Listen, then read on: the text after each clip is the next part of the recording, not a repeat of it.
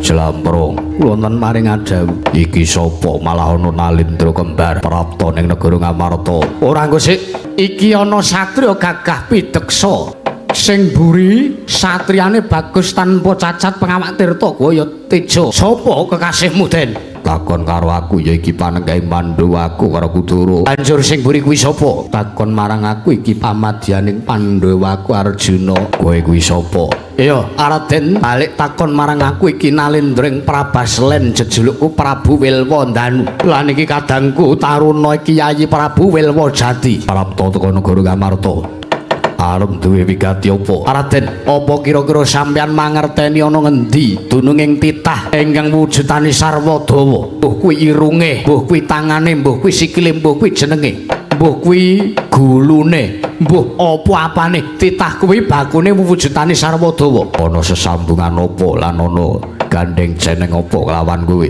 ana dawing dewa titah kuwi kudu dadi tumbal wadaling praja di negara Parabaslen bisa kuncur anjayang bawana wah dadi Prabu Wilwandanu Raden bareng Kudara nang mana mangerti yo yen to kowe nanjih ki sartane kowe njaluk katerangan titah kuwi sapa wah ora liya kejaba kuwi abdiku dhewe arane Petruk Kantong Bolong wah lah malah kebeneran Raden pasrahno ngersane Nalindring Prabaslen titah sing jenenge Petruk Kantong Bolong kuwi abdimu dasar kepara nyata pamonging para Pandhawa lah kok wong-wong bengkanane tekan kene arep gawe sarana cintrakane Petruk langkana kuandane Werkudara Petruk kukupen wah kelakon panjang kamu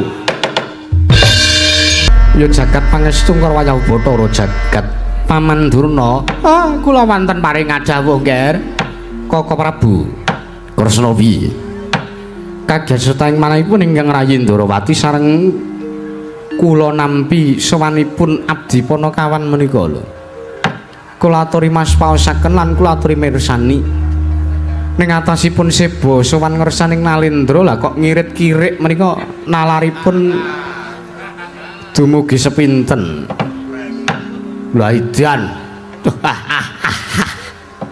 wong pekok wong keclok parat Kresna kula wonten dawuh tundhungan minggat Bagong ki abdi Panakawan kere kok delajikan sore-sore munggaring Datulaya ya nek kancane sing digawa ki pener-pener member-member ngono ya nek kancane sing digawa ki mingsra-mingsra ngono ora apa-apa lah kanca sing digawa kok kewan kirik wah ora member babar wisan Kaka Prabu piye kula aturi lerem sak wetawis kula badhe andangu dhateng pun Panakawan nambuk bilih sawanipun ngemu wigatos ya wis ngono tak sumanggake nah yen to sawanipun arep gawe kisruh aja malah ngadi Siadi cukup nglungguhi Bawa Laksana pun Kakang mengko ingkang bakal ngundurke karo Panakawan iki. Ya inggih. Bagong. Sak sowanmu padha kanthi slamet tekamu Panakawan.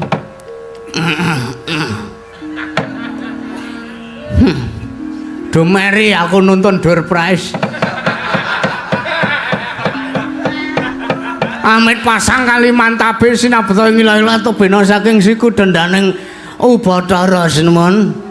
Sowan kula wonten ngersanipun Sinuwun Prabu Sri Bathara Kresna antuk pamujinipun paduka lan antuk pangestuning dewa. Sowan kula mboten manggalangan setunggal punapa malah sowan kula nganthi ing kabegjan. Iya Panakawan nggih. Kepareng kula ngaturaken sembah sungkem pangabekti kula kunjuk. Ya wis tak tampa pangestuning sun wae tampan. Nggih sampun sanget anggen kula pundi. Prayogatna sampun boten kirang sekeca. Wah bungah ra kaya bengi niki kula entuk tuntunan. Iya Panakawan nggih. Diopeni sing tenan. Nggih. Kula kombar bendina sedina ping 10. Ben jembling mbok meh. Kirek kok dikombar. Weh lah ora kirek lumrah kok niki. Niki yo elek-elek nganteni satata jalma lho niki. Oh nggih. Niki bar kula entuke terus kula jenenge. Tok jenenge Berto. Ah meneh. Ini. Jan. Atase agi tepung kalih kula niki age wae kula entuke kula tuntun niki. Wis manut kalih kula, wis gelem lulut kalih Berto. Nyen cewek. Wah. Apik tenan iki. Kowe iso omong wis sakit. Ngaturna sembah. Oh.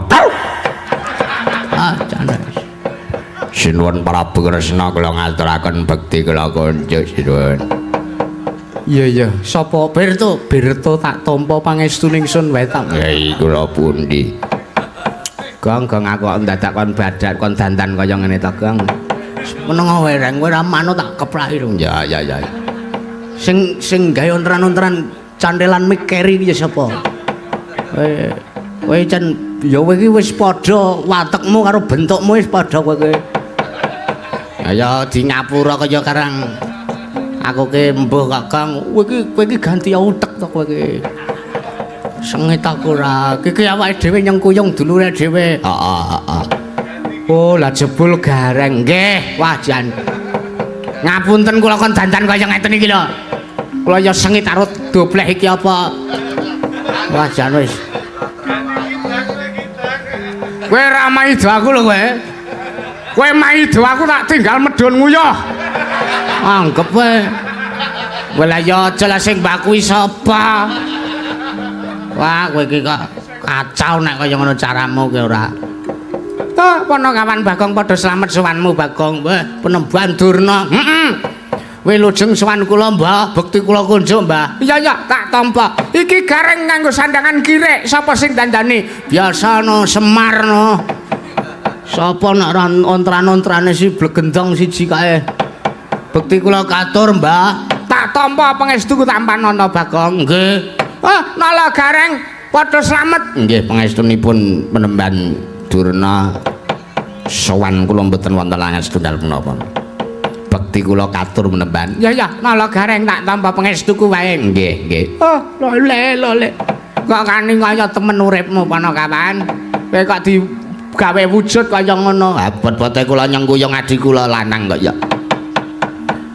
Dobleh sarutane tekle padha slamet sowanmu. Wah, sinuwun Mandura nggih bekti kula katur Den. Yo tak tampa pangestuku tampanana. Kula pundi sinuwun Mandura bekti kula kunjuk sowan kula mboten wonten alangan sinuwun. Nala garing pangestuku tampanana. Oh iki sampun kula pundi. Ora mengko dhisik Panakawan. Sowanmu sajak semune nggembel wigati ana wigati apa? Ngeten. Sowan kula sepisan ngaturaken sembah bekti kula kunjung kersanipun Sinuwun Prabu Sri Bathara Kresna inggih Gusti kula Indrawati. Dungkap angka kalih. Sowan kula raska karepan kula piyambak nanging sowan kula kalih gareng wujud sona menika badhe inggih menika minangka lidasi nambung saking Kakang kula Karang Tumaritis. Kakang kula pun Pelo Petro kantong bolong menika. Wah sing rembag kula namung dipun dawuhi oleh Petro, Gandeng Petro sakniki niku lara. Lho, nggih, kula bingung. Petro iki biasane ora tau lara, mergo selalu minum biya moringa.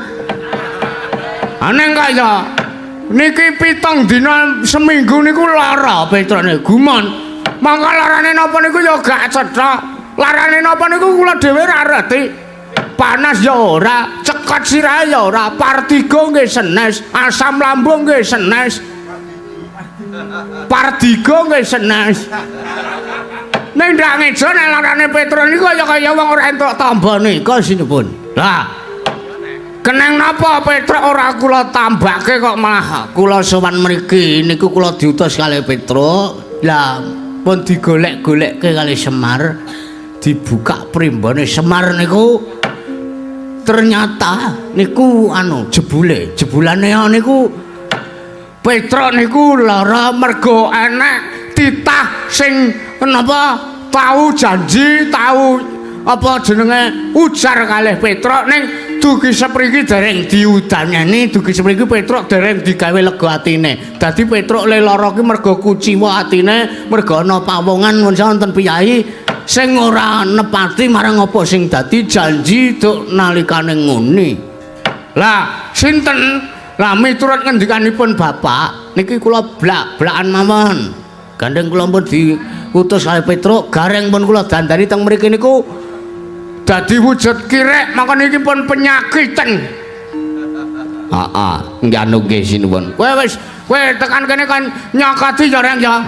Kowe nek apa Sing dijaluk janjine sing ditagih janjine kok ora nepati kemah blenjani janjine arep saka Joreng ya. Heeh. Kowe wis nggo penyakit Joreng. Wis. Apa kae HIV? Wis matamu kowe. Rabies. Rabies. Kok sapa wis nang kene ora nepati janjine Petro, blenjani janjine Petro? Cokot Joreng ya. Heeh, ben kejam sisan rasane ra. Niki gareng kula sak mriki niku nggih senjata. Kowe wis esuk-esuk tekan sesuk-esuk aja badar lho Reng. Waduh. Lah terus piye tenan aku nguyuh sikilku tak angkat ngono. Ayo ora apa-apa, ngrekoso sithik usaha sithik kok ora.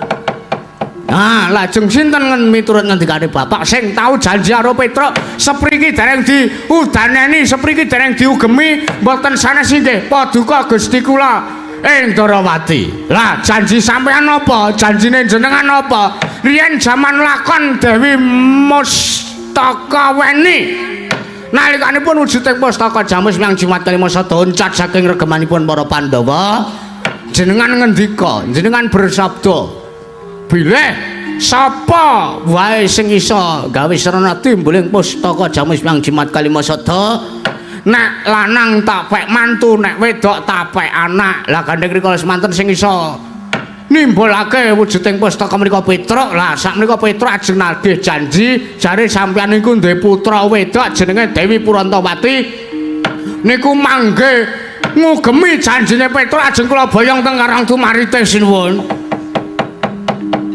Ya jagat pangestungkara Bagong wonten dawuh mangerti ora we Koko Prabu lan Paman Durna mreniki uga arep mboyong marang Atmajaku Purantawati. Mbok yo Messi dolanan pelem. Menggarian. Niki wong tuwa siji niki. Iya, wela Durna Brintek niki. Iya. Dan mriki arep mboyong Purantawati jerabi kali sinten? Arep didhawuhake kelawan Lesmana Mandrakumara. Diane diandak ngejane.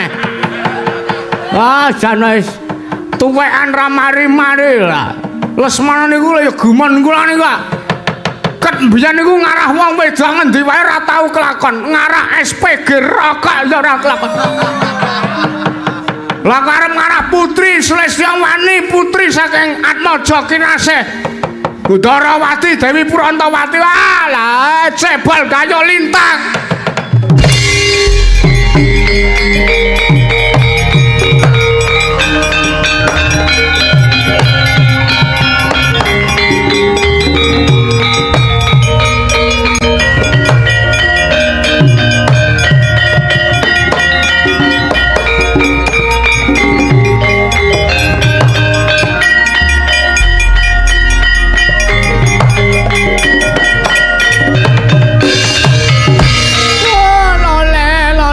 Suwaru gembal manyar-manyar duk nang jungkel wana alas dadi wana Rang. Siap-siap lho Rang. Ya. Nek muni-muni wis cokot cengele ae. Oke. Mburi kuping kae nggon sarap langsung nang otak. Oh iya. Cokot nggon siung, penyakite sontekke wis Durna wafat. Oh iya. Terus ora gelem ngombe wong kena penyakit rabies iki terus ora wedi banyu kok. Oh iya. Oke. Wis maksud. Ngapa Mbah sampeyan ora trima karo kula? Ngeten saiki dipetung badan mawon wis. Nek cara kula dadi Sinuwun Kresna lho, mbangane ngeboti kekadangan.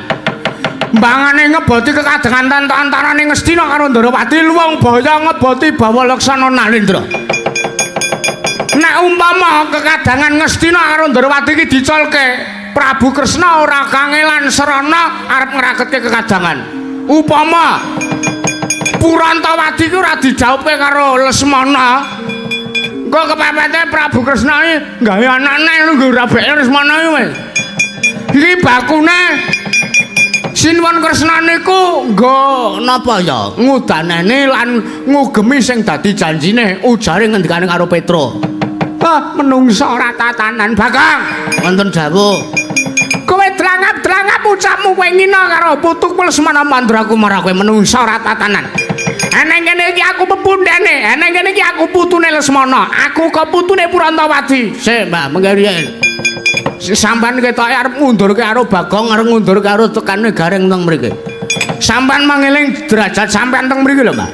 Sampeyan enten mriki niku jejere daya. Lah Bagong niku ya daya. Apa ana jamak lumrahe daya kok ngundurke daya?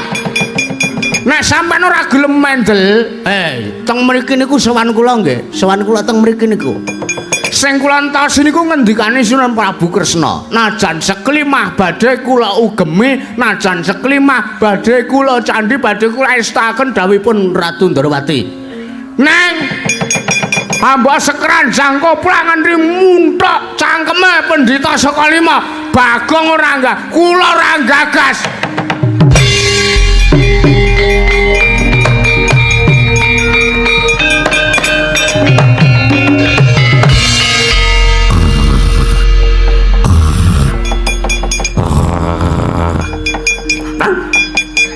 Menungsa ora tatanan iki gak gawa kire wis diceneng wae. Oh, menungsa ora tatanan kowe Bagong.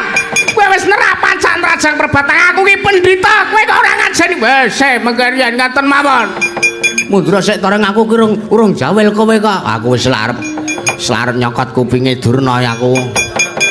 Saniki ngaten mawon. Saniki digawe sayembara. Sapa sing iso nglangkahi kuwandane niki? Keduga sambayang Purantawati. Menungso ora tatanan. Dobleh. Prabu Baladewa pripun? Sampeyan niku dadi wong tuwa jejere kadang werda saking Sinuwun Prabu Kresna. Pilabara isa mrenggake iki minangka njaga bawalaksana lan wibawaning Nalindra. Nek nganti wibawa Nata Ndrawati niku oncat tetel sing mesake kawula sak Ndrawati metu njaba tak larak kowe ora mapane ngene Pak. Enggak.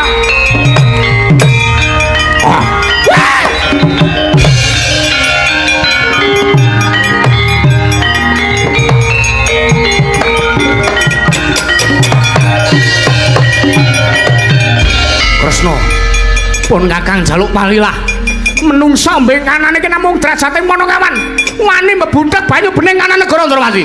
Pun Kakang jaluk pamit perkara iki tak kandhangi kersane Kyai Prabu Jaka Widana Kresna.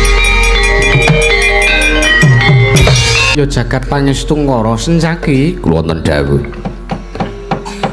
Kadingaren kowe ora cawe-cawe perkara iki. Sek memeng kula karo Durna niku ya pancen igit-igit ning sagendakan mriku kula nembe memeng antemi Durna. Nyawang dapure mawon kula munek-munek weteng kula. Kakang Udawa piye? Pun monggo mawon. Tak jaluk yen to mengko pamanku Mbayana ngirit para Sata Kurawa kepiye seranane mungguh bisa nuwahke katentreman praja mangsa Baranga Kurawa undurna. Kakang Udawa pripun? Ngewangi aku ngundurke Kurawa emoh sebabe mengke ketemu maratuwa kula. Ora wurunga perang niku ngger dikisruh maratuwa niku mah mboten jenjem. Nyambut gawe dikendhangi maratuwa niku ya ora jenjem rasa. Sing wis-wis murasati gawa. Lho lha pripun to? Nyatane pripun lho? Ngrusui kono kene mboten kelakon. Iki malah do ngrembug apa Setyaki wonten dawuh. Sira kuwi nayakaning praja aja ting clebu ngaturmu. Wis tak dawuh. Nyun pamunten. Mengkene wonten kawontenane Durna kok arep ngamuk-ngamuk teng Ndrawati kula sing majeng minangka pager betis negari Ndrawati. Ya mangsa bareng tak pasrahke Kakang Udawa kula ndhawuh. Kaya wis purna kewajibaning masewakan bubarna kang padha seba ingsun kundur ngedaton nun ngestaken dawuh. Nyun pamit madal wasilat. Sing ati-ati aja kaya bocah cilik. Kaya wis ora ana dawuh maneh. Kakang Udawa. Ya brakan apa to, Reng? Kabar sing tak tampa Semar entuk wedhus, Gong. Heeh. Jan wis ora. Ana pamundutan apa? Iki ora wayahe gara-gara, Mah. Iki wayahe wae dhewe iki neruske laku mbacutke dharma, Reng. Iya. Wajan Petruk ki yo ngrekasake ning piye nek awake dhewe ora mbantu Petruk ya rekoso. Nek Petruk rekoso Sinuwun Ndrawati saya rekoso mergo panjenengan iki Nalendra. Kudune ra ya njaga Bawalaksana Nalendra ki mesine ra ya ngugemi apa sing dadi dawuhe janjine jer Nalendra iki sabda Brahmana Raja. Ha iya, wah janedian. Aku kok muntap rasane atiku, Gong. Ning atase Sinuwun Ndrawati kuwi Nalendra. Panjenengane sing duwe wewenang kagungan wewenang murba wasesa abang ijuning kanan negara Ndrawati. Heeh. Ketekan Dayah Durna kok kaya ora duwe uni Sinuwun Kresna ki. Monggo awake dhewe nek dipitung cara lelabuhan lho, Gong. Petruk ki kurang apa ora coba. Petruk ki abote bebasan Ditaipati munggah gunung dilakoni nyemplung samudra didadaki. Ngadepi mungsuh 1000 Petruk ki ora wedi. Ning kenang apa mung kepengin nagih janjine kok kedarang-darang lelakone kaya ngene. Oh, alah truk. Adiku di. Kowe iki kapan arep iso jenggelek waras awakmu? Ya mung tak sesuwun ngersane Gusti ya kek Sinuwun Kresna ki ndang eling janjine karo kowe ya ndang diugemi, Truk. Dereng ngantos paripurna Kang Sami Balwacana. Kasorwet paripun Sang Raden Arya Setyaki. Bagong Nolo Garing aja bali dhisik. Aku milani kelawan kowe.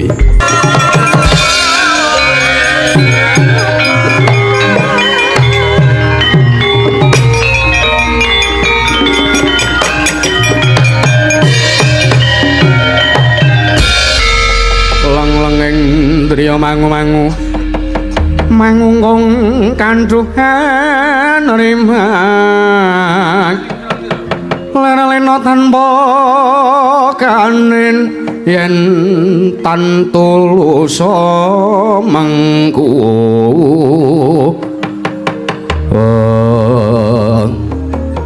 niki Ndara Sencakita niki sing prapta mriki methuk yalih kula kalih Bagong. Nggih pripun Den ketoke jenengan kok nek kula sawang saking pasuryane niku kaya duwe rasa mesake karo kula karo Gareng. Sejatine aku arep mitulungi kelawan kowe sakloron. Mergo aku kuwi luwih nyarujuki. Aku luwih ngantepi yen to Purantawati dipasrahke kelawan Petruk kantong bolong. Mergo sepisan labuhane gedhe, ping pindhone ora-orane kelakon. Sartane tanggih lamun Putri Ndrawati kok bakal didhaup karo Saroja Pinangon ya Saroja Kusuma. Aku ora cocok, aku ora madhok Gareng. Kersane pripun? Sampeyan niku nanyakaning Praja Negara Ndrawati lho, Gus. Niki wau kula le gawe perkara karo Bagong niku. Kula teng mriki jejere Dayah. Rumangsa dikilani dadane ning atase Bawandura niku ya jejere Dayah kok arep ngundurke Dayah niku rak mboten member. Nek ngeten iki carane sampeyan mboten adil, sampeyan ming belani kula, ming belani Bagong, ming belani kalih Petruk. Ning Kurawa ora sampeyan adili. Ngerti yo. Iki mau aku nampa dawuh saka Kakang Prabu Ndrawati. Dawuhe pripun? Yen aku kinen ngundurke para Sata Kurawa, teges eneng kene iki mandat sarta dawuh sing tak tampa saka sari Kakang Prabu. Ora kok aku mbelani karo kowe sakloron, ora kok aku mbelani kelawan Petruk. Nanging aku mbelani negara Ndrawati. Ya tata lair pancen aku mbelani negara Ndrawati. Ning tata batin aku nyengguyung karo Petruk. Aku luwih mathuk yen to Petruk ingkang kelakon ngukum Purantawati. Ah jan estu niku Den. Tenan Bagong. Wah jan wis awake dhewe piye? Kurang penak piye ora? Tekan kene Petruk ibarat wis geke dalan kamukten tak omongi. Iya. Wah jan mbok menawa pancen Sinuwun Kresna ki arep ngugemi sing dadi ngendikane sing dadi janjine karo Petruk, ya mbuh nek kowe wis urusane Yang Maha Kuwasa nek kowe awake dhewe kira duwe wenang. Bakune awake dhewe tekan kene iki mbelani Petruk ngono, lha terus Sencaki yo mbelane ngono lho, ngerti ra kowe? Ya Wis sumingkira. Sumingkira kula tak trajange pawadanku mbelani ngurungkepi utah gedheku ya negara Ndrawati. Wah, sithik oke ora ketang klungsu melu wudu. Kula ya kudu melu ngundurke Kurawa. Kula ora ketang sak ubengan rong ubengan ya kudu melu perang kok ya, Gus.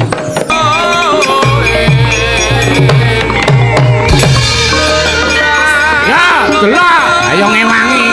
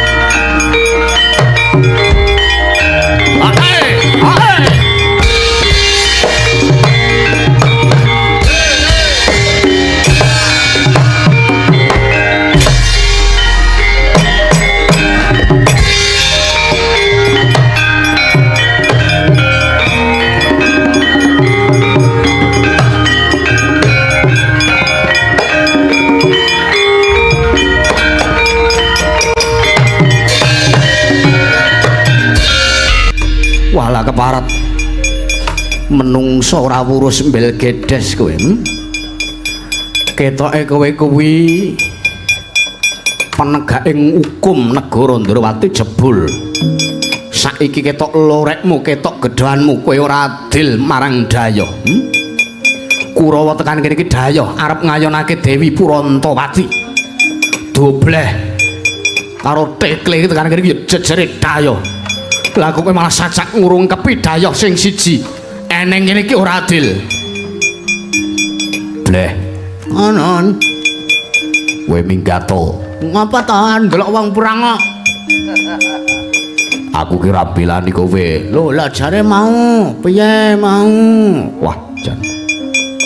Kowe iki angel cak omong-omongan. Ah, jan wis tak bantinge nek kowe wis jeleh. Nggih, Pon. Mundur. Nggih. Ora usah takon mundur dhewe. Njogur jaga imet ngeten pamrih jenengan. Yo, nggih, wis. Ora nesu lho. Ora. Engko terus mau maem. Ora. Rang yo nyengkreh yo rang yo. Apa? Anu kok ora entuk ndelok kok rang. Ora entuk ndelok piye wong awake dhewe kudu wandur sing caki kok ya ora. Wah, kowe jan wae bejo entuk polar sak bagor. Aku mau ngerti kowe mlaku. Ngetani aku wis ngerti kowe iki anu nggon mburimu kaya ditutke bayang-bayang putih. Jebul kowe iki tayewe durpres. Sencaki malang kadak ning ngarepanku. Kowe ngurungkepi marang Manokan Bagong. Aku ora ngurungkepi karo Dobleh. Nanging tak rungkepi bumi negara Ndrawati. Bumi Ndrawati ora pantes yen to digejag-jagan menungso. Dapure kaya Sata Kurawa kuwi. Wah lah parat. Apa wae pawadane dapurmu ki ora adil. Ayo mikir. Dobleh karo Tekle kon tekan kene. Kon tekan kene. Aku duwe perlu karo menungsane. Mergo dheweke gawe perkara wis wani netangi marang kamurkaning Sinuwun Prabu ing Mandura sartane wani netangi kamurkane Paman Kumbayana. Kuwi urusanmu karo Dobleh. Nanging yen to urusanmu karo Sencaki kowe wis wani mbudhek banyu bening kanan negara Ndrawati. Urusanmu karo Senopati Dwaraka. Walah babu arep apa? Ora minggat apa lakonane kene marganing pati melak senteng dasmu tekan Papua badangmu. Woi.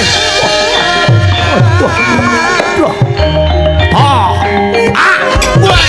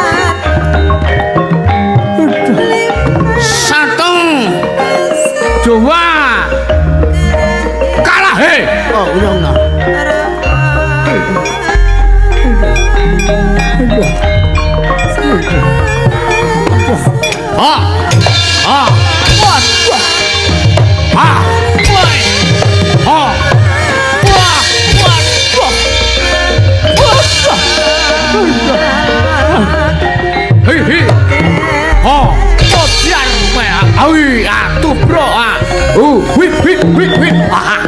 wih hei ocat jak siramu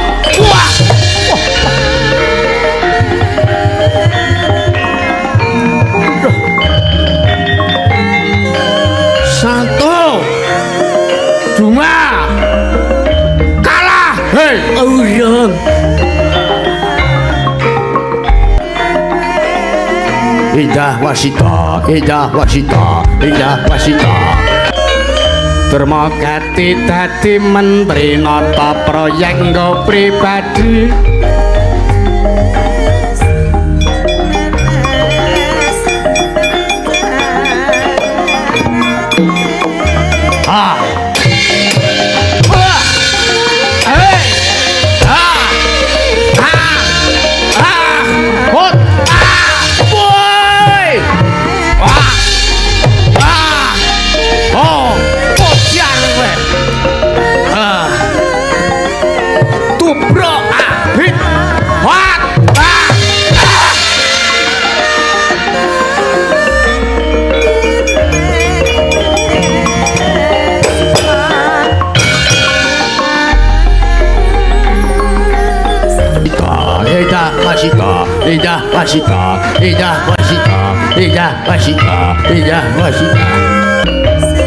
Karo gadis seksi Silimbo Angelasa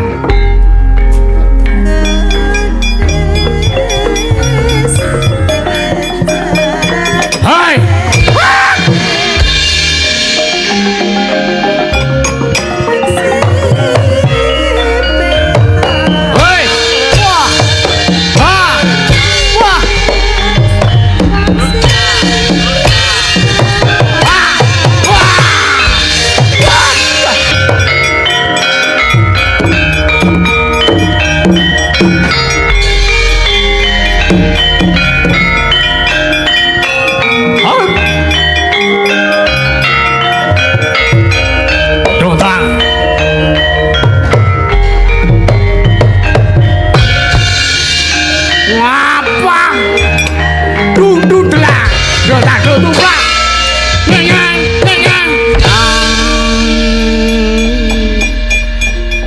Wedan ki anake pendritane maju reng wis arep kepiye karepe kene Aswatama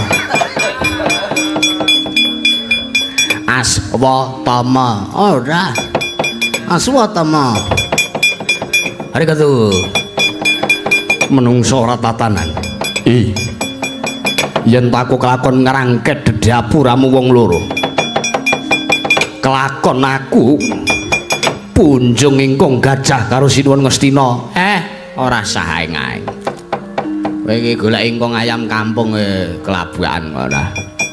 Kowe golek ingkung biasa, ingkung sajene kalah karo peniti gamelan kok kowe iki. Kalah karo wiyaga diadahi tas. Urung tahu jaman Satama urung denange ya Reng ya. Ajan ingkung urung diujubke wis ora enek tahu. Ingkunge kowe. Terus ingkung arep dikembul sak kru. Panitiane bingung golek wis diwadhahi tas karo Semar. Aku gawe siasat. Sapa sing ora gelem midak tas iki? Denda bayarane sewengi dilongi 300. Akhirnya do midak kabeh. Semar kok edane kok malah meneri.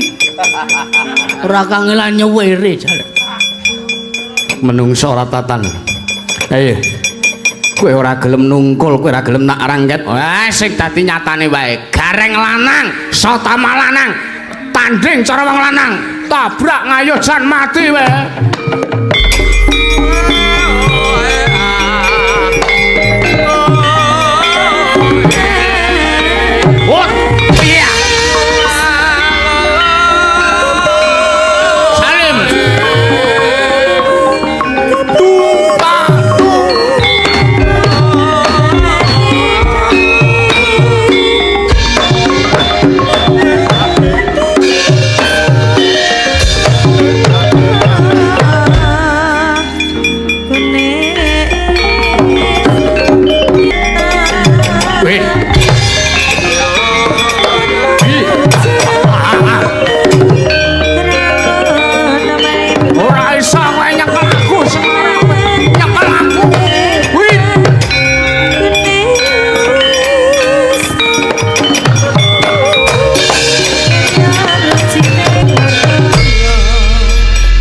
Candaan mongso iso kowe ngantem aku ndang kecandak to ning aku ra iya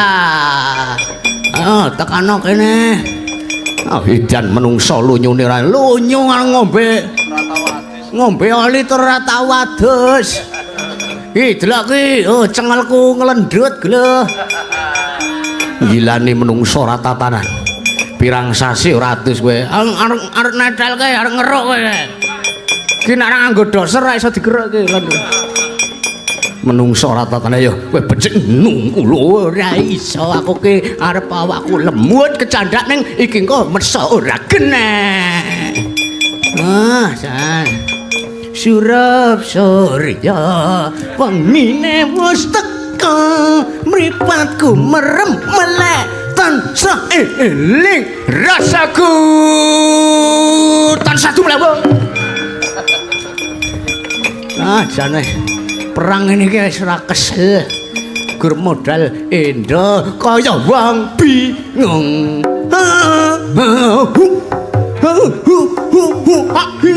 aku orang ngira telenging wana kepethuk mutiya lek rasaku nelongso ni mas pranyata tansah ngleledha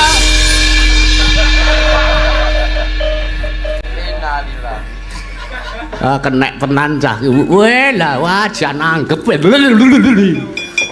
aku ngene iki ngasut urip nah anggep surup surya wengine wis teka matamu dhewe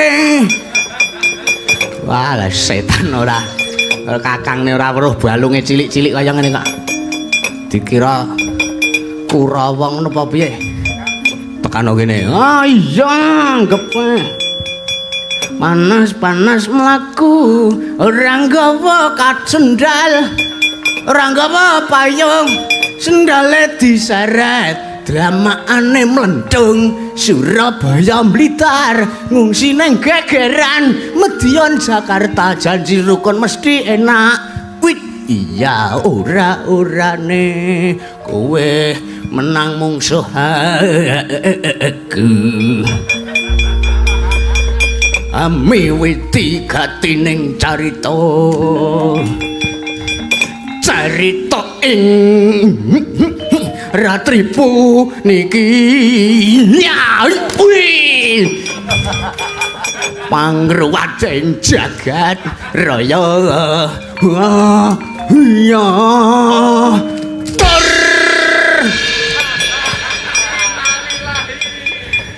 wis rasah prangga ngeceh-ceh utek karepku ki aku arep eksis wah rasah eksis wis ngerekke canrolan mik kowe kana genti kowe perang ngono ora jan Kurawamu legane ngati kowe wah Sencaki Sotama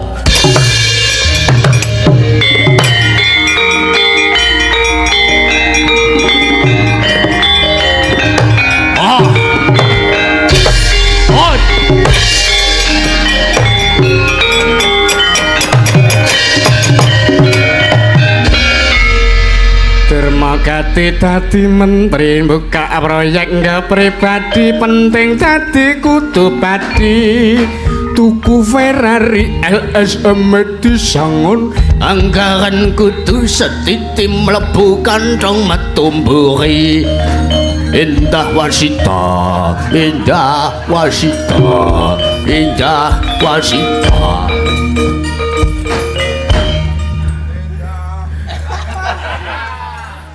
wah edan man we Sotama anjay untuk wedhus kele mboten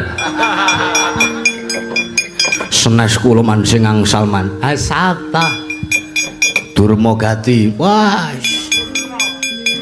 jan bejo kowe ora modar wah jan mboten nginten babar pisan Bagong ajeng kula cekel niku lunyune mboten jamak-jamak Raden. Wah, kandhane lunyu kae cah kata wadus kae. Ha iya.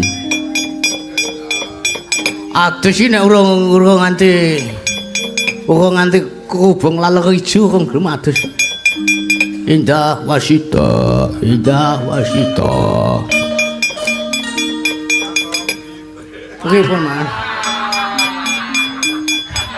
Pripun man ngeten iki? Alah. Iki Kartomarma mau tak sawang wis mundur. Heeh. Kowe arep maju ora? Wah, maju no. Arep ngetes pita suara. Bagong ketemu Durmagati, Bagong ketemu Yanto Berintik ngono kuwi. Gepeng mah. Amet man. Iya, Mang Sumingkir. Yang sepuh lho. Durmagati dadi menteri buka proyek nggak pribadi penting dadi kudu padi tuku Ferrari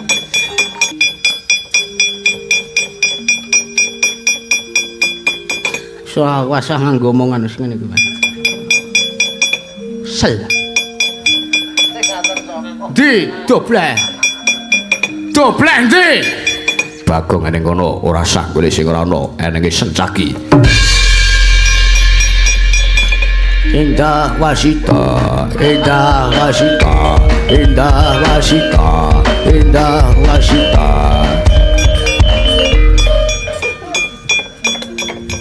Durmagati dadi menteri nggak proyek nggak pribadi penting dadi kudu padi tuku Ferrari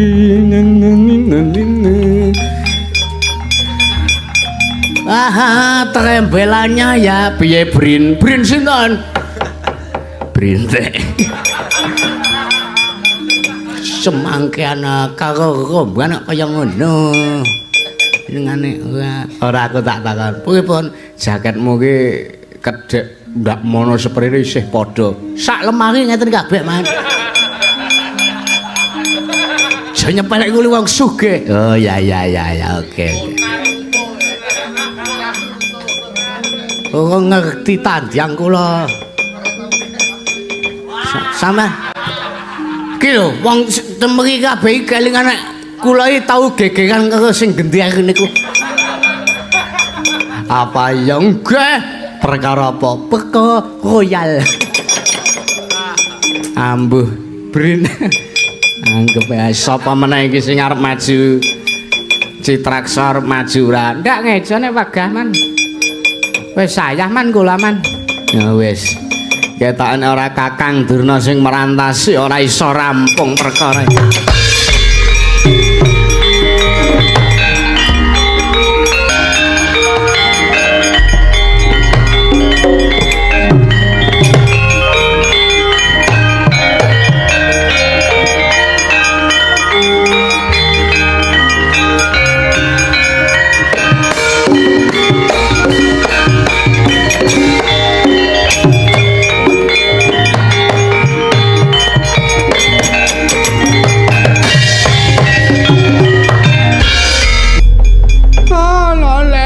Kena swaru gembal manyar-manyar.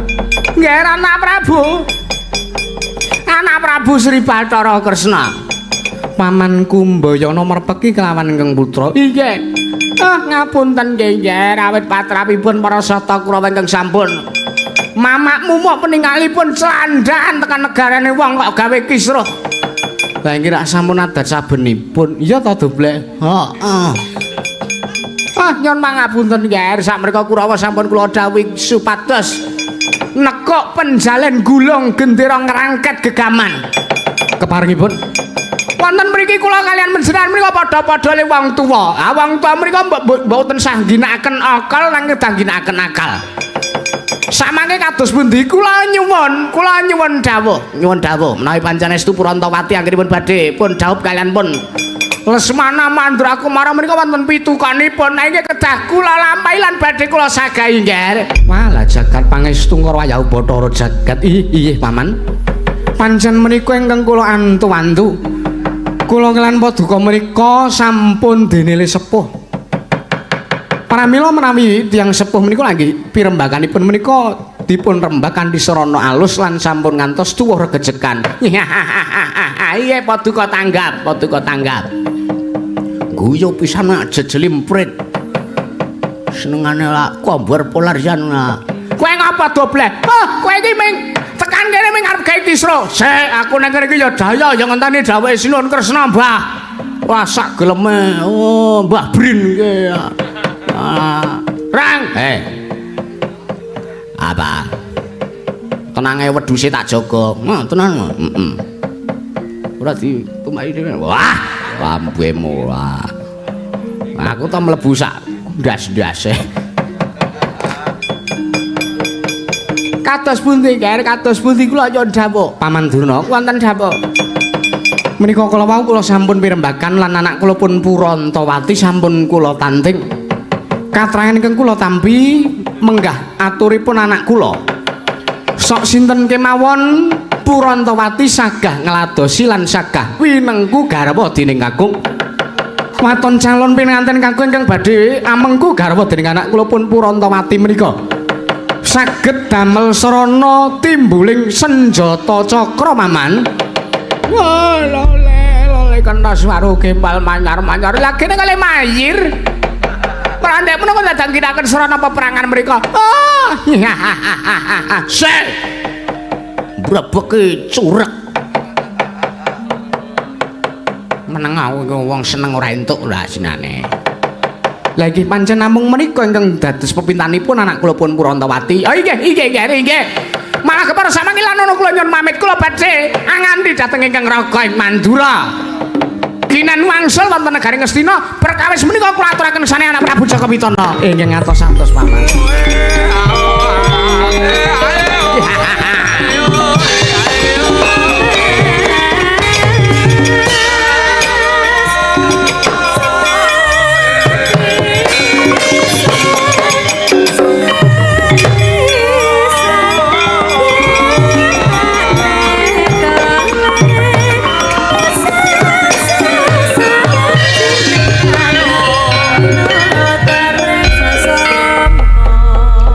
Wong jan sekarang iki dadeng tunglet karepe ngejak rep. Ya sesuk nek gawe antan-antan ki sing cetha. Lah iya. Nggih. Pun kula tampi dawuhipun Sinuwun Kresna. Kle. Halo.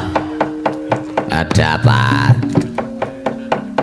Iki wis cetha, iki Petruk bakune kudu gayuh baline senjata cakra. Oh ya, yen ngayu tak dereke sinuwun. Sinuwun Prabu Kresna. Masa mangke lan ana dinten menika gareng kalian aji kula Bagong nyun pamit wangsul teng Karang Tumaritis. Perkara niki tak aturake kalih Petruk. Ya sing ati-ati ponokawan wis do tuwa, wis do gerang. Wis do iso mikir aja kaya bocah cilik lakumu. Nggih. Yo. Bapak ki nek wis ngendika najan seklimah ning mancen bener. Kayak mau alus le nyampeke wah jan kayak wedhuse Semar kae. Semar ki nek omong ki alus le jabane ini nek dirasake jan ora karo-karuan ning ati ya tak mlaku mengetan kenceng urung pati-pati menggok yen urung antuk trontong-trontong suleng pepadang.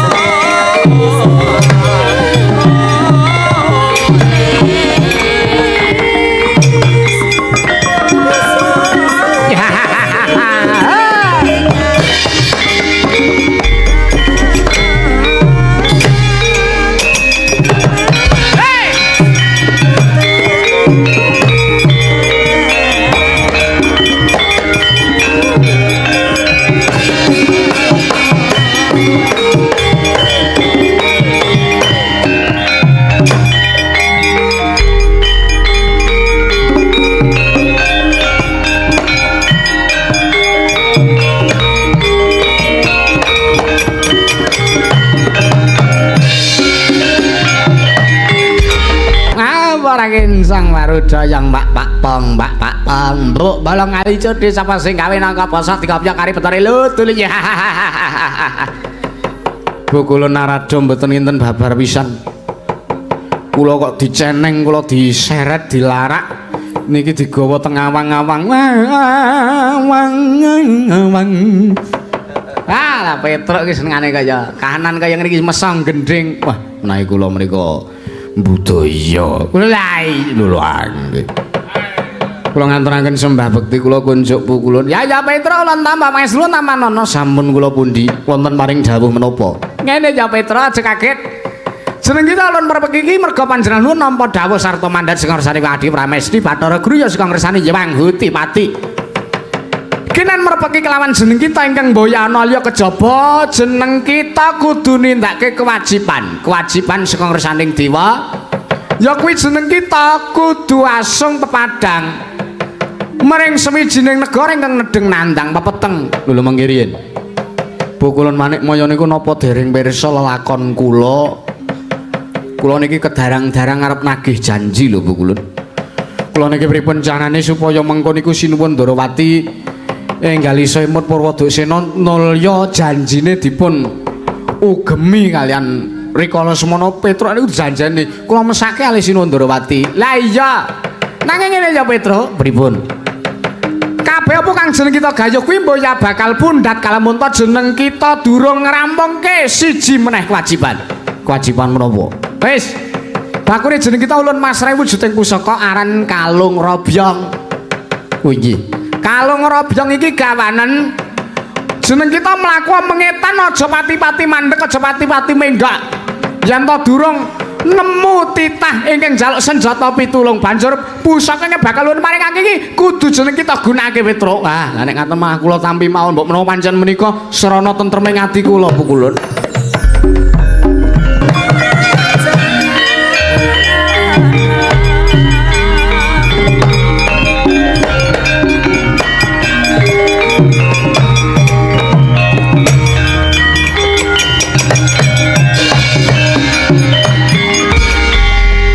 Ngaturaken genging manwun malah daya-daya kula nyuwun pamit menika wau pusaka Kalung Robyong. Oh Kalung Robyong iya kok bentuke panah ha kuwi pancen Kalung Robyong kuwi mung arane. Oh larak ngaten lah iya turene. Oh nggih nggih mah kula nyuwun pamit mah matur sembah nuwun ning nek dereng mundhat napa sing dadi gegayuhan kula sampean ampun pati-pati kundur makayangan. Ya pancen kuwi dawuh Ngadi Pramesti Bathara Guru Petra.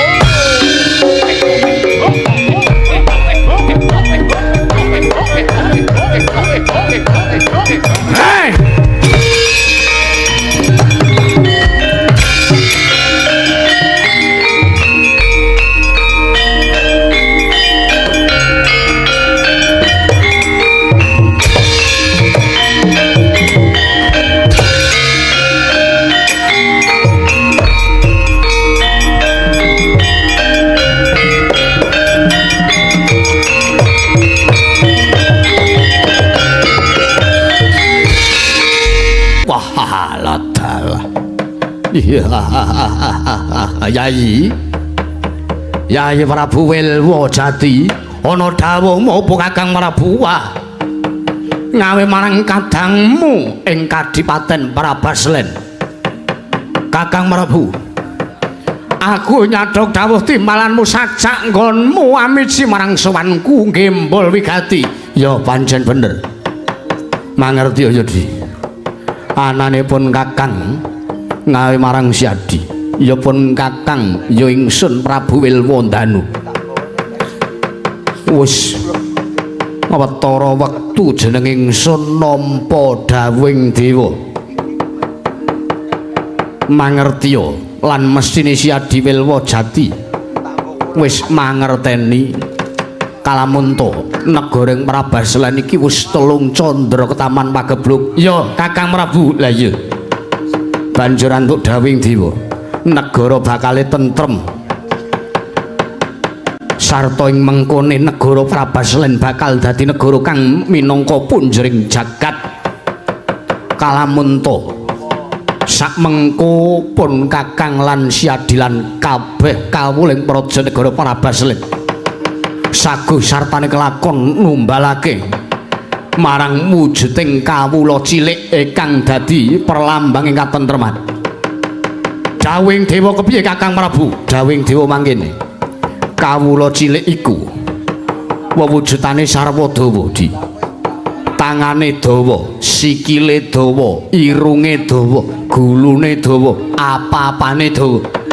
Kuwi dadi perlambang pinardawane kamukten lan kamulyan ana ing Prajanegara Prabaslen. Yayi Prabu Wilmojati. Paladal. Lega rasane atiku Kakang.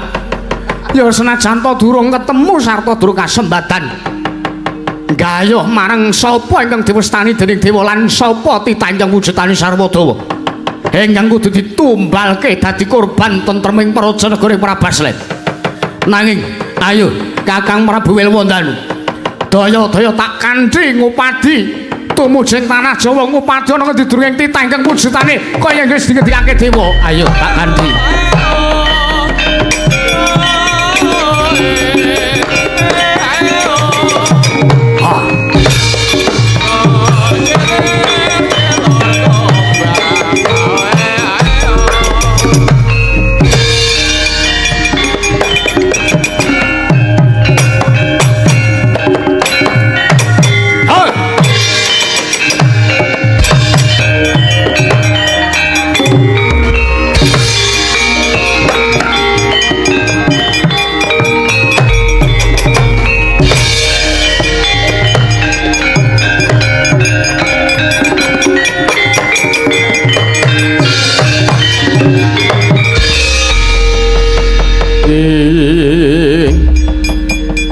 Soroting pandam sumula madangi jroning pasareyan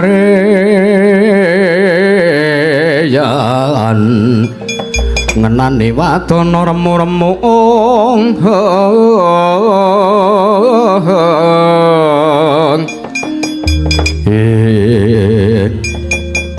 Kakang tak kira yen to ora nggunakake srana matek aji kasekten nggone nyebrangi samudra. Sok kapan tekane? Keparenge Yayi Prabu Wilmojati piye? Aku tak matek aji angin Garuda. Nulya matek aji pameling nimbali wujude mendung kantun. Kaena Swajawa wis ana ing sak sebranging segara dimen bisa sakedhepe netra tekan Swajawa goleki tumbal, goleki calon tumbal wadaning Prajanegara Prabaslen. Ya, yen ngono aku mung manut apa kang dadi karepane Syadi. Yo, ayo Kakang tak dherake, Kang.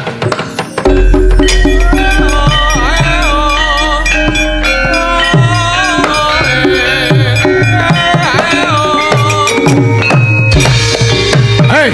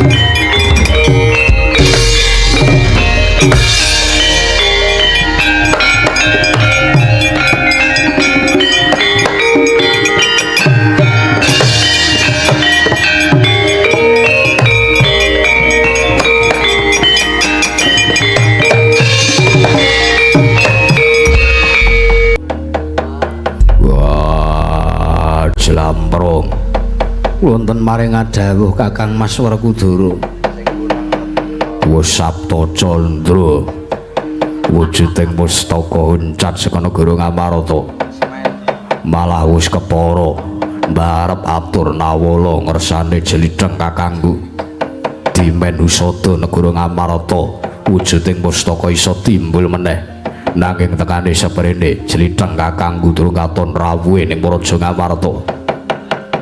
Kira-kira ana ngendi durunging pustaka Jamrong dereng ngantos paripurna Kang Samembal Wacana praptanipun Nalindra ing Prabaslen Sang Prabu Wilwandanu Wilmojati ari kajar satya kekalih wau.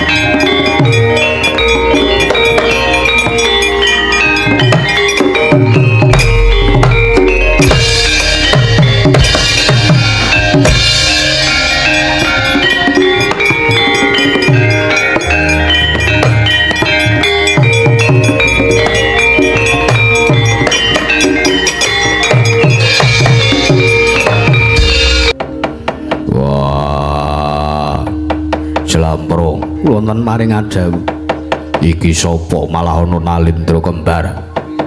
Prapta ning negara Ngamarta. Ora nggo sik. Iki ana satriya gagah pideksa. Sing buri satriyane bagus tanpa cacat pengawak tirta gaya teja. Sapa kekasihmu Den? Takon karo aku ya iki panenggahing Pandhawaku karo Kudara. Werkudara. Banjur sing buri kuwi sapa? Takon marang aku iki pamadyaning Pandhawaku Arjuna. Arjuna kowe? Iya, dasar kepara nyata.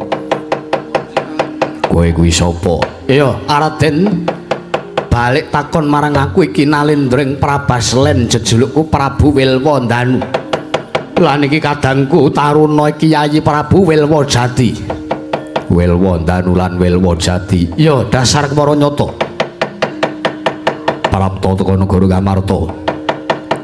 Arep duwe wigati apa? Raden. Apa kira-kira sampeyan mangerteni ana ngendi dununging titah ingkang wujudane sarwa dawa? Mbuh kuwi irunge, mbuh kuwi tangane, mbuh kuwi sikile, mbuh kuwi jenenge. Mbuh kuwi gulune, mbuh apa-apane titah kuwi bakune wujudane sarwa dawa. Ana sesambungan apa lan ana gandeng jeneng apa kelawan kowe? Nodawing dewa titah kuwi kudu dadi tumbal wadaling praja di negara Parabaslen bisa kunca ranjayang bawana. Wah.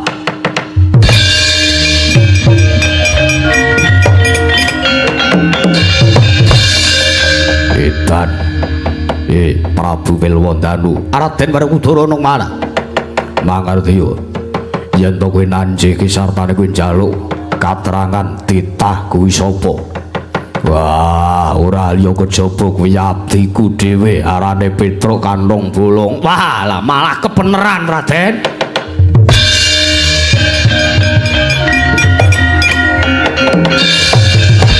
Yo, yen ngono pasrahno Raden. Pasrahno ngersane Nalindring Prabaslen. Titah sing jenenge Petruk Kantong Bolong kuwi abdimu. Dasar kepara nyata. Kakang Mas menapa prayoganipun Petruk pun belani ya pancen karepku ngono. Ratu ping kanane. Walah, nuwun pamunten. Lah kok sajake ninggal unggah-ungguh marang aku? Ya pancen kowe ratu ping kanan iki. Ora mawas yen to Petruk kuwi abdiku.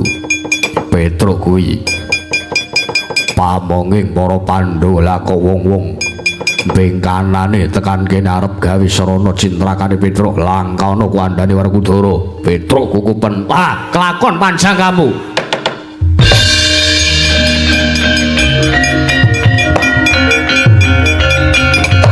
Wah. Hei.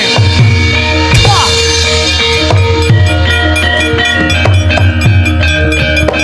Penjan.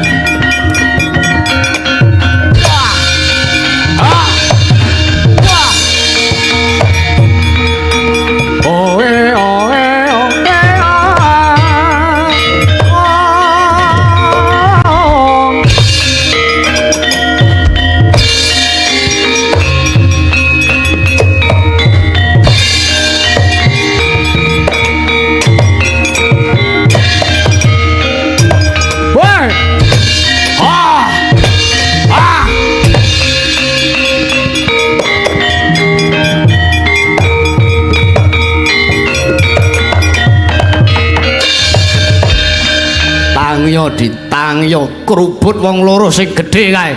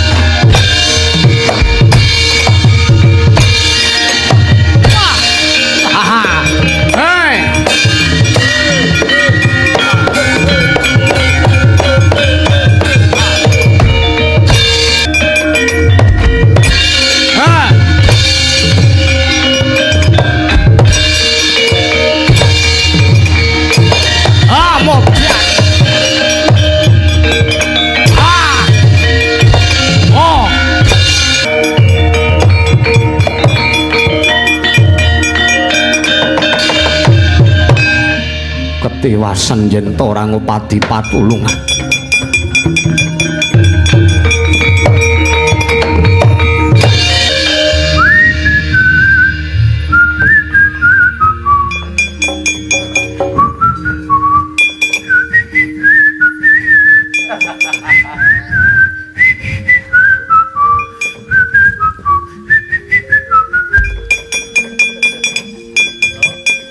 Jan wis gek nyanti mlaku ngetan kok ora ana wong njaluk tulung.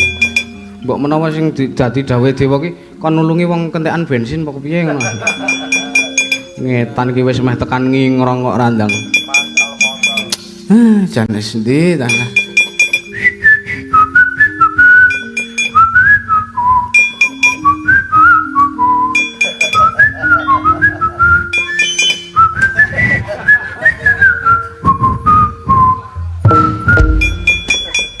Ngetan arep tekan tepus wah oh iya wah tak nyanggone cah kae wek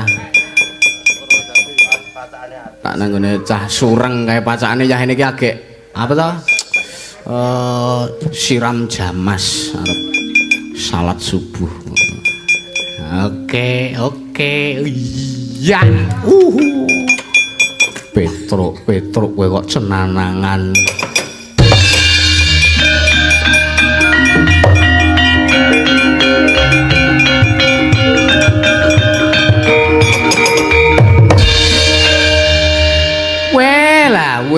waduh malah arep tak luruk neng tepus malah bar ketekan cah iki ngopo ngendi wis morak-marik kuciwa wis nderek langkung Den Petruk aku tulung ngono wek nah iki pripun kentekan bensin apa busine mati anggepmu negara Ngamarta ketekan Kraman. Nah, inilah saat anjay.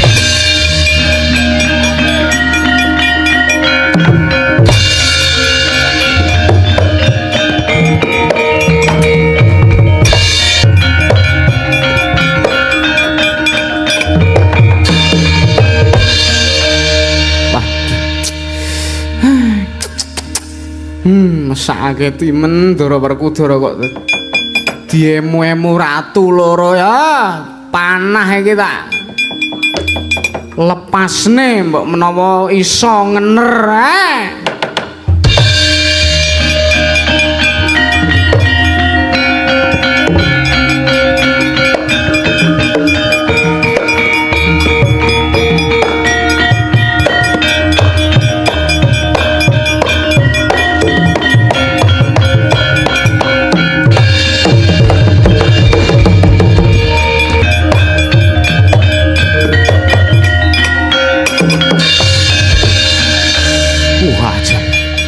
panah atik dayane ndak ngejo nek omeng tak lepaske awakku iso wah lah untung ora delok kaya ngapa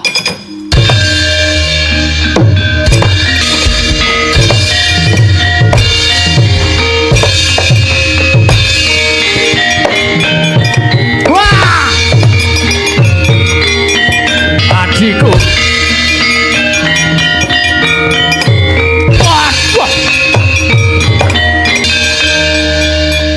wis nerjangganing Nalendra kekalih nenggih panah Kyai Kalung Robyong badar sejatining wujud nenggih pustaka jamus myang jimat kalima sada myang senjata cakra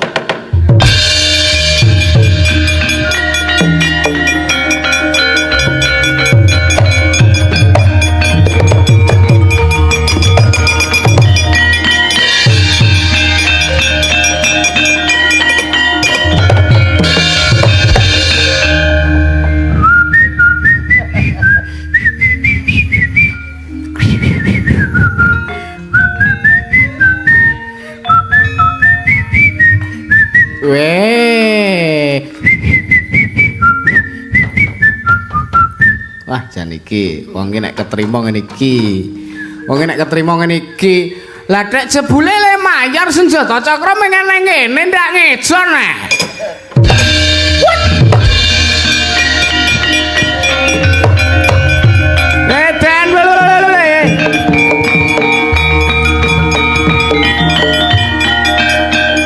Nek ora tak delikke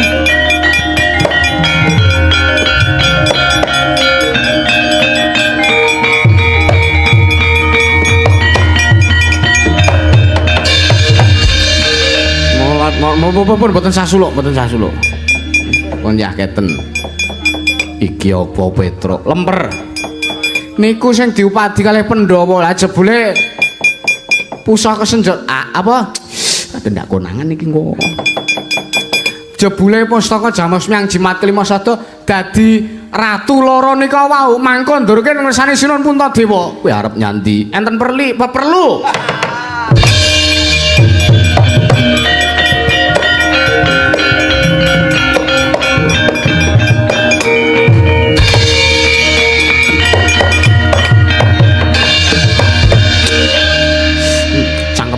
Cangkemku sok ngopo to yo? Perlu kok ya iso kleru dadi kebutuhan. Ah, jane tak aturne bapak marah tua.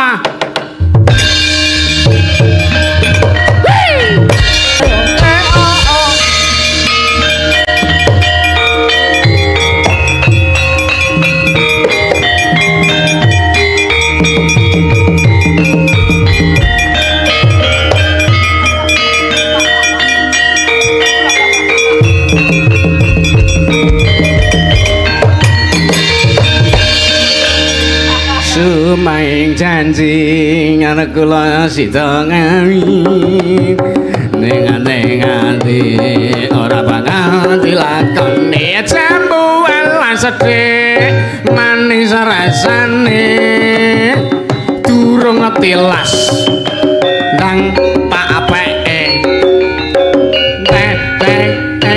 sayange iki ngopo Petruk mboten ngopo-ngopo pun.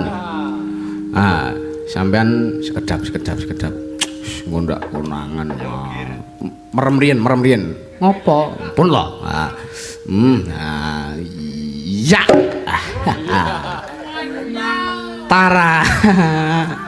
Tara mak jreng. Cewek-cewek pasti kaget ya. Tara mak jreng anjay. Wah. Pripun? That is your son dadi bojone Petruk. Edan Petruk ndak ngejon. Lah maratuane Petruk ki ya wis keteltuh jatuh basaku. Iki kelakon tok kasil ki nggih ngaten. Lah niki nyatane senjata cakra pun kula kondur kene iki.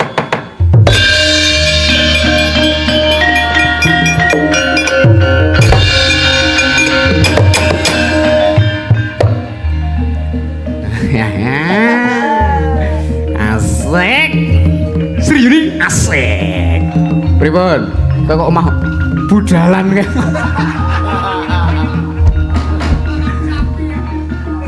Ya malah budalan ya. Bes. Nah. Kodok Zuma diam dulu. Kodok Sumandas. Aku lagi baru usung-usung debok. Ya. Pripun? Paringe napa mboten? Gumantung Purantawati kepiye? Lah monggo. Purantawati wonten paring dawuh Kanjeng Rama. Piye? Petruk wis kasil gawe srana baline senjata cakra. Mbok ladeni apa ora? Lair terus sing batin kula ngugemi kalian menapa ingkang dados janji kula. Iya.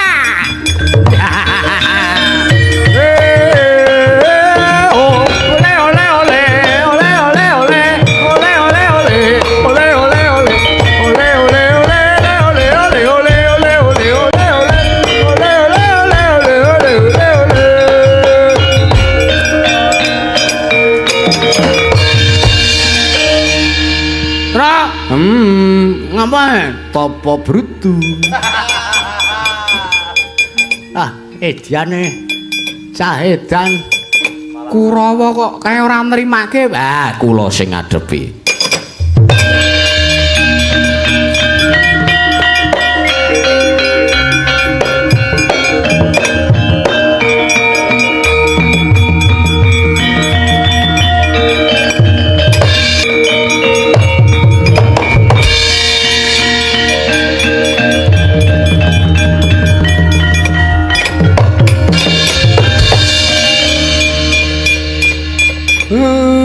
ana Baladewa kok ambune minyak nyong-nyong. Badar ora? Badar ora? Tobat.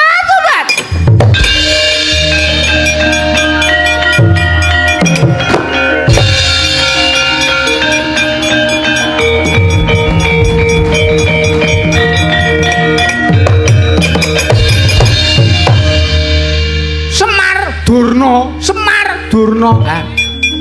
Niki kula warga besan. Sampeyan arep ora trima wak gulong teng mriki.